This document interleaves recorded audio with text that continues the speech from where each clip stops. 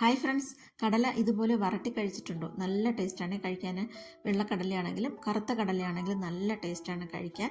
നമുക്ക് വൈകുന്നേരങ്ങളിൽ ചായയുടെ കടിയായിട്ടോ അല്ലെങ്കിൽ ചപ്പാത്തിക്കും അപ്പത്തിനുമൊക്കെ സൈഡായിട്ടും കഴിക്കാനായിട്ട് നല്ല ഒരു ഡിഷാണ് ഈ കടല വരട്ടിയത്. വളരെ എളുപ്പത്തിൽ ഉണ്ടാക്കിയെടുക്കാൻ പറ്റുന്ന ഈ കടല വരട്ടിയത് എങ്ങനെ ഉണ്ടാക്കുന്നത് നോക്കാം. അതിനായിട്ട് ഞാൻ എടുത്തിരിക്കുന്നത് വെള്ളക്കടലയാണ്. 1 കപ്പ് വെള്ളക്കടല കുതിർത്ത ശേഷം ഒരു 4-5 വിസിൽ കേൾക്കുന്നത് വരെ വേവിച്ചെടുത്ത് വെച്ചിട്ടുണ്ട്.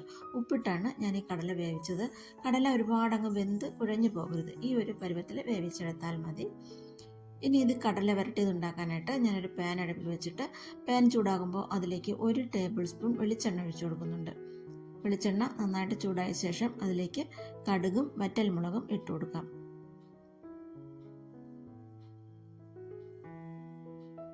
കടുകൊന്ന് പൊട്ടി വരുമ്പോൾ കറിവേപ്പില ചേർക്കാം.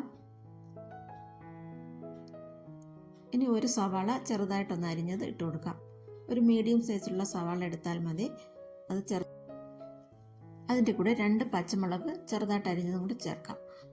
ഞാനിപ്പോൾ തൊണ്ടൻ മുളകാണ് എടുത്തത്. സാധാ പച്ചമുളക് എടുത്താലും മതി. പച്ചമുളക് കൂടെ ചേർത്തിട്ട് നന്നായിട്ടൊന്ന് വഴറ്റാം. കുറച്ച് ഉപ്പ് ചേർത്തിട്ട് വഴറ്റിയെടുക്കാം.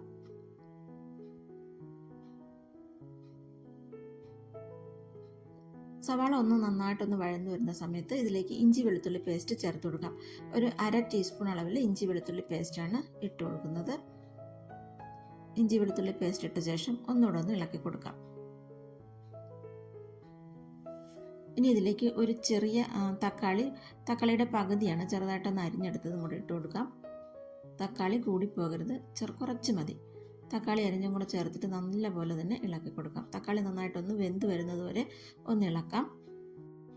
തക്കാളി നന്നായിട്ട് വെന്ത ശേഷം അതിലേക്ക് 1/4 ടീസ്പൂൺ മഞ്ഞൾപ്പൊടിയും 1/2 ടീസ്പൂൺ മുളക് പൊടിയും 3/4 ടീസ്പൂൺ ചിക്കൻ മസാലയും കൂടെ ചേർത്ത് കൊടുക്കാം. ഇനി ഇത് നല്ലപോലെ തന്നെ ഇളക്കി ഒന്ന് വഴറ്റിയെടുക്കണം. ഈ മസാലകളുടെയൊക്കെ പച്ചമണം മാറി നല്ലപോലെ ഒന്ന് മൂത്ത് വരണം. തീ കുറച്ച് വെച്ച് 1-2 മിനിറ്റ് നല്ലപോലെ തന്നെ ഇളക്കി കൊടുക്കാം. മസാലകളൊക്കെ നന്നായിട്ട് മൂത്ത് വന്ന ശേഷം അതിലേക്ക് നമ്മൾ വേവിച്ച് വെച്ച കടല ഇട്ട് കൊടുക്കാം. കടല അതിലുള്ള വെള്ളത്തോടു കൂടി തന്നെ ഒഴിക്കാം. എന്നിട്ട് നന്നായിട്ടൊന്ന് മിക്സ് ചെയ്യാം. നന്നായിട്ട് മിക്സ് ചെയ്ത ശേഷം 1 കപ്പ് ക്യാരറ്റ് ഗ്രേറ്റ് ചെയ്തതാണ് ചേർക്കുന്നത്. ക്യാരറ്റും കൂടെ ചേർത്തിട്ട് നല്ലപോലെ ഇളക്കി കൊടുക്കാം.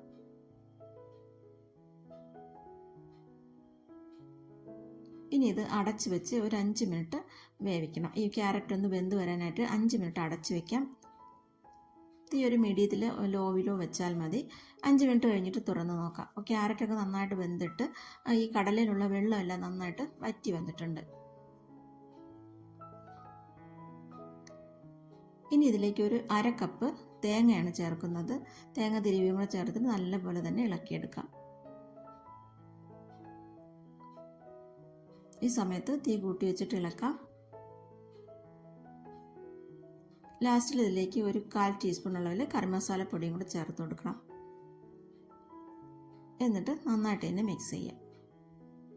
ഇനി ഇത് നല്ലപോലെ ഇളക്കി വരട്ടിയെടുക്കണം.